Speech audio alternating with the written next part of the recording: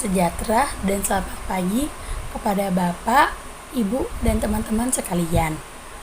Kami dari kelompok 2 ingin memaparkan materi tentang Bank Indonesia dalam mata kuliah bank dan lembaga keuangan lainnya. Sebelum kami memaparkan materi tentang Bank Indonesia, izinkan kami untuk memperkenalkan diri. Saya sendiri, Loviana Ulimanurung, sebagai moderator dan juga rekan saya. Baik, saya Octavia Siregar sebagai pemateri kedua. Saya Clara Rosi Tumeang sebagai pemateri kedua. Setelah kami memperkenalkan diri, yang selanjutnya yaitu tentang pokok pembahasan dalam materi Bank Indonesia.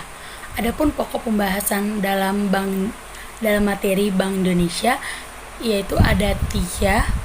Yang pertama ada tujuan dan tugas Bank Indonesia, yang kedua ada Dewan Gubernur Bank Indonesia, dan yang ketiga adalah struktur organisasi Bank Indonesia. Adapun materi pertama akan dibawakan oleh Saudari Octavia. Kepada Saudari Octavia, saya persilakan. Terima kasih Saudari Loviana. Sekarang saya akan menjelaskan mengenai tujuan dan tugas Bank Indonesia. Yang pertama, kita harus mengetahui apa itu pengertian dari Bank Indonesia. Jadi, Bank Indonesia adalah Bank Sentral Republik Indonesia sesuai pasal 23D Undang-Undang Dasar Negara Republik Indonesia dan Undang-Undang Nomor 23 Tahun 1999 tentang Bank Indonesia. Sebelum dinasionalisasikan, sesuai Undang-Undang Pokok Bank Indonesia pada 1 Juli 1953, bank ini bernama The Javas Bank atau DJB yang didirikan berdasarkan oktroy pada masa pemerintahan Hindia Belanda. Sebagai bank sentral, Bank Indonesia mempunyai tujuan tunggal, yaitu mencapai dan memelihara kestabilan nilai rupiah. Kestabilan nilai rupiah ini mengandung 2 dimensi, yaitu kestabilan nilai mata uang domestik atau inflasi, serta kestabilan terhadap mata uang negara lain atau kurs. Materi berikutnya adalah dasar hukum pendirian Bank Indonesia. Undang-undang saat ini yang menjadi dasar hukum Bank Indonesia adalah Undang-Undang Nomor 23 Tahun 1999. Memang undang-undang ini telah beberapa kali mengalami perubahan. Yang terakhir adalah Undang-Undang Nomor 6 Tahun 2009. Dan ini dilakukan untuk penyempurnaan dasar hukum yang lebih baik lagi. Jadi bunyi dari Undang-Undang Nomor 23 Tahun 1999 ini adalah yaitu negara memiliki suatu bank sentral yang susunan, kedudukan, kewenangan, tanggung jawab, dan independensinya diatur dengan undang-undang. Materi berikutnya adalah sejarah Bank Indonesia. Pendirian Bank Indonesia didahului oleh proses nasionalisasi The Javas Bank NV atau DJB yang dilakukan pada Desember 1951. Berdasarkan Undang-Undang Nomor 24 Tahun 1951 tentang nasionalisasi The Javas Bank NV.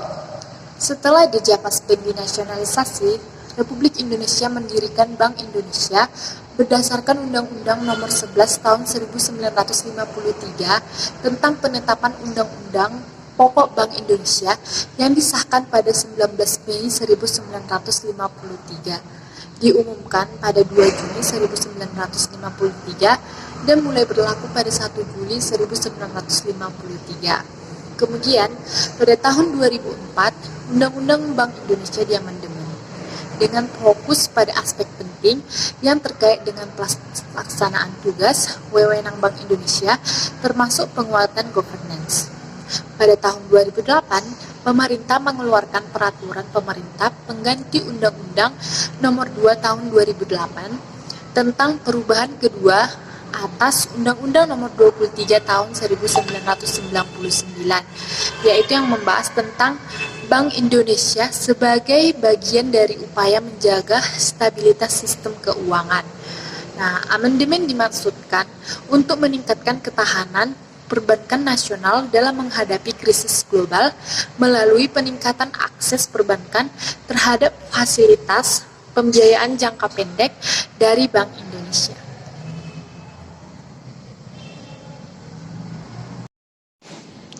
Materi selanjutnya adalah status dan kedudukan dari Bank Indonesia. Status dan kedudukan dari Bank Indonesia ada dua, yaitu yang pertama lembaga negara yang independen, yaitu di mana Bank Indonesia mempunyai otonomi penuh dalam merumuskan dan melaksanakan setiap tugas dan wewenangnya sebagaimana ditentukan dalam undang-undang tersebut.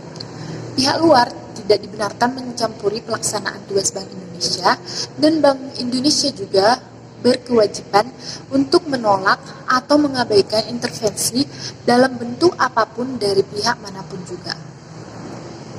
Kemudian yang kedua, yaitu sebagai badan hukum, yang artinya Bank Indonesia berwenang menetapkan peraturan hukum yang merupakan pelaksanaan dari undang-undang yang mengikat seluruh masyarakat luas sesuai tugas dan wewenangnya. Sebagaimana badan hukum perdata, Bank Indonesia dapat bertindak untuk dan atas nama sendiri di dalam maupun di luar pengadilan.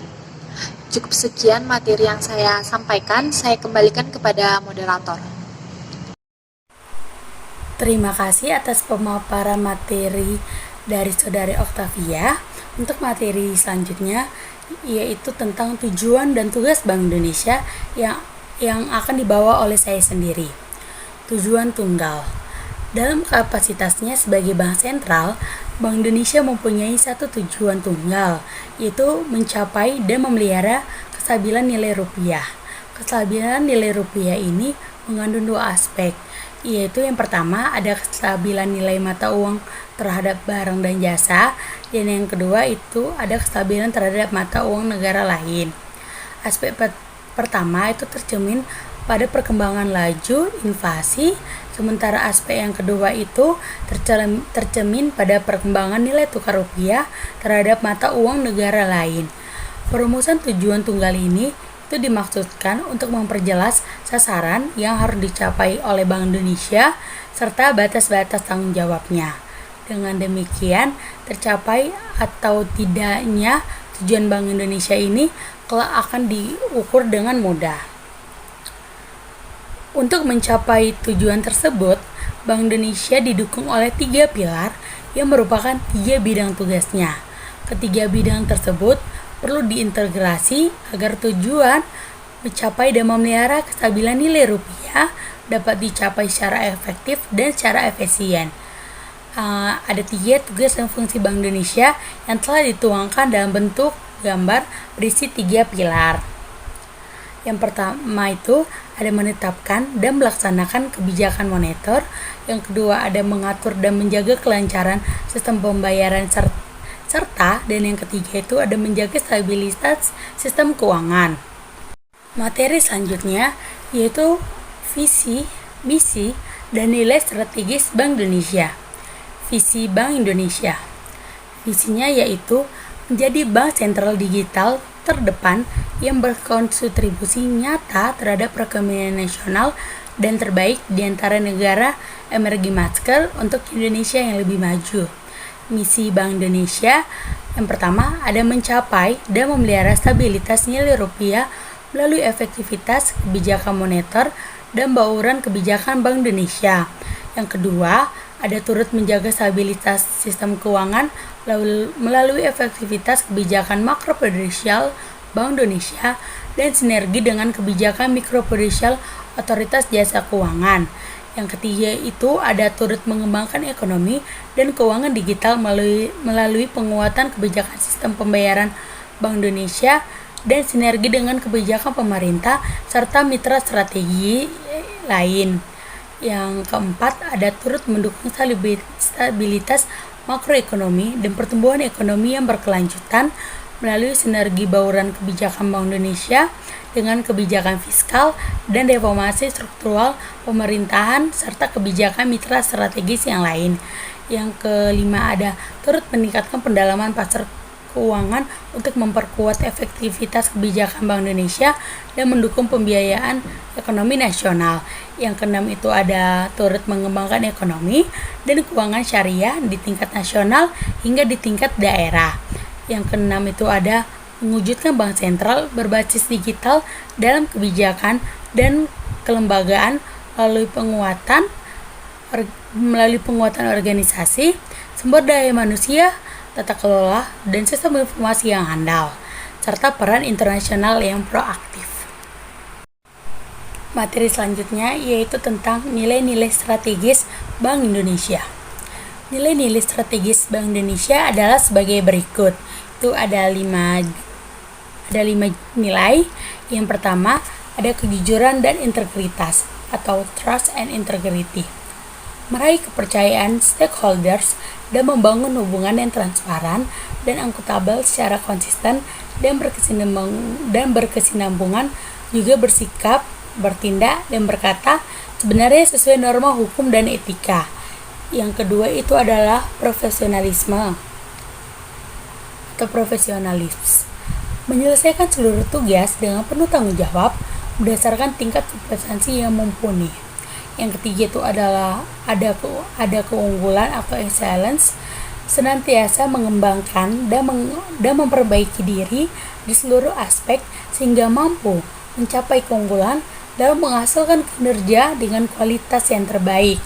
Yang keempat itu ada mengutamakan kepentingan umum atau public interest, menempatkan kepentingan masyarakat luas sebagai prioritas utama. Dan yang kelima atau yang terakhir itu ada koordinasi dan kerjasama tim atau coordination and teamwork. Koordinasi dan kerjasama tim yang berlandasan keluruhan nilai-nilai agama atau nilai-nilai religi, senantiasa berkoordinasi dan menjaga dan bekerja sama dengan stakeholder eksternal dan stakeholder internal demi kepentingan bersama. Sekian pemaparan materi dari saya. Untuk materi selanjutnya akan dibawakan oleh Saudari Clara. Kepada Saudari Clara, saya persilakan. Dewan Gubernur Bank Indonesia. Dalam melaksanakan tugas dan wewenangnya, Bank Indonesia dipimpin oleh Dewan Gubernur. Dewan ini terdiri atas seorang gubernur sebagai pemimpin, dibantu oleh seorang deputi gubernur senior sebagai wakil, dan sekurang-kurangnya 4 atau sebanyak-banyaknya 7 deputi gubernur. Masa jabatan gubernur dan deputi gubernur selama-lamanya 5 tahun, dan mereka hanya dapat dipilih untuk sebanyak-banyaknya 2 kali masa tugas. Pengambilan keputusan dilakukan dalam rapat Dewan Gubernur atas dasar prinsip musyawarah demi mufakat. Apabila mufakat tidak tercapai, gubernur menetapkan keputusan akhir. Kemudian, struktur organisasi Bank Indonesia. Struktur organisasi Bank Indonesia. Dewan Gubernur Bank Indonesia, yaitu gubernur dan deputi gubernur senior, kemudian 4-7 deputi gubernur yang merupakan dari bagian komite.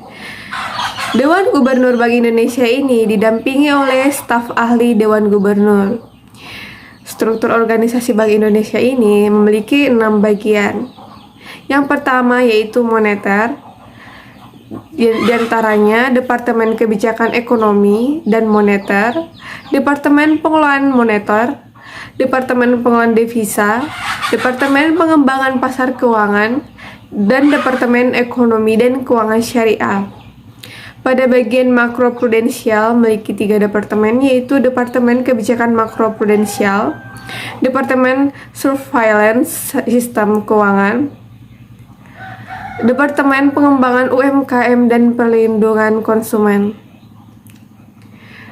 Pada bagian sistem pembayaran dan pengelolaan uang rupiah memiliki 4 departemen, yaitu Departemen Kebijakan Sistem Pembayaran, Departemen Penyelenggaraan Sistem Pembayaran, Departemen Pengelolaan Uang, dan unit khusus pembangunan sentra pengelolaan uang data center dan business resumption site. Pada bagian kebijakan memiliki 6 departemen, yaitu Departemen Internasional, Departemen Statistik, Departemen Jasa Perbankan, Perizinan dan Operasional Treasury, Departemen Pengelolaan dan Keputusan Laporan, Departemen Manajemen Resiko, dan Departemen Komunikasi. Pada bagian organisasi, memiliki 10 departemen, yaitu Departemen Manajemen Strategis dan Tata Kelola, Departemen Hukum, Departemen Sumber Daya Manusia, Departemen Pengelolaan Sistem Informasi, Departemen Keuangan, Departemen Pengadaan Strategis, Departemen Audit Intern, Departemen Pengelolaan Logistik dan Fasilitas, Institut Bank Indonesia, dan unit khusus transformasi sistem informasi. Dan terakhir yaitu bagian jaringan kantor. Memiliki 2 bagian, yaitu dalam negeri. Dalam negeri terdiri dari departemen regional atau berkedudukan di kantor pusat. Kedua, kantor koordinator dan kantor perwakilan Bank Indonesia provinsi sebanyak 5. Ketiga, kantor perwakilan Bank Indonesia provinsi sebanyak 29. Keempat, kantor perwakilan Bank Indonesia kota atau kabupaten sebanyak 12. Pada bagian luar negeri, kantor perwakilan Bank Indonesia New York, kantor perwakilan Bank Indonesia London, kantor perwakilan Bank Indonesia Tokyo, kantor perwakilan Bank Indonesia Singapura, dan kantor perwakilan Bank Indonesia Beijing. Inilah merupakan dari struktur organisasi Bank Indonesia yang bersumber dari situs Bank Indonesia. Nah, dalam melaksanakan tugas dan wewenangnya, Bank Indonesia dipimpin oleh Dewan Gubernur. Dewan ini terdiri atas seorang gubernur sebagai pemimpin. Pada periode sekarang yaitu Bapak Peri Warjio, dibantu oleh seorang deputi gubernur senior sebagai wakil, yaitu Ibu Destri Damayanti, dan sekurang-kurangnya 4 atau sebanyak-banyaknya 7 deputi gubernur. Gubernur, deputi gubernur senior, dan deputi gubernur diusulkan dan diangkat oleh Bapak Presiden dengan persetujuan DPR. Masa jabatan gubernur dan deputi gubernur selama 5 tahun dan dapat diangkat kembali dalam jabatan yang sama untuk sebanyak-banyaknya 1 kali masa jabatan berikutnya. Adapun yang dimaksudnya, komite adalah organ pendukung tata kelola kebijakan Bank Indonesia untuk membantu Dewan Gubernur Bank Indonesia dalam memutuskan kebijakan prinsipil dan strategis. Sekian pemaparan dari materi yang saya sampaikan. Saya ucapkan terima kasih. Saya kembalikan kepada moderator. Baik, terima kasih atas pemaparan materi dari Saudari Clara. Yang selanjutnya yaitu penutup dari materi Bank Indonesia. Adapun kesimpulan dari materi Bank Indonesia yaitu Bank Indonesia merupakan bank yang bertugas memelihara agar sistem moneter berjalan atau bekerja secara efisien sehingga dapat menjamin tercapainya tingkat pertumbuhan kredit atau uang yang beredar sesuai dengan yang diperlukan untuk mencapai pertumbuhan ekonomi tanpa mengakibatkan inflasi. Bank Indonesia mempunyai satu tujuan tunggal, yaitu mencapai dan memelihara kestabilan nilai rupiah. Kestabilan nilai rupiah ini mengandung 2 aspek, yaitu yang pertama kestabilan nilai mata uang terhadap barang dan jasa, serta kestabilan terhadap mata uang negara lain. Bank Indonesia didukung oleh 3 pilar yang merupakan 3 bidang tugasnya. Ketiga bidang tugas ini adalah menetapkan dan melaksanakan kebijakan moneter, mengatur dan menjaga kelancaran sistem pembayaran, serta mengatur dan mengawasi perbankan di Indonesia. Bank Indonesia merupakan salah satunya lembaga yang berwenang untuk mengeluarkan dan mengedarkan uang rupiah serta mencabut, menarik, dan memusnahkan uang dari peredaran. Sekian pemaparan materi dari kami kelompok 2. Kami memohon maaf apabila ada kesalahan dalam hal penyajian dan juga hal pengucapan. Terima kasih atas waktu dan kesempatan yang sudah diberikan oleh Bapak, Ibu, dan teman-teman sekalian. Sekian dari kami kelompok 2. Kami mengucapkan terima kasih.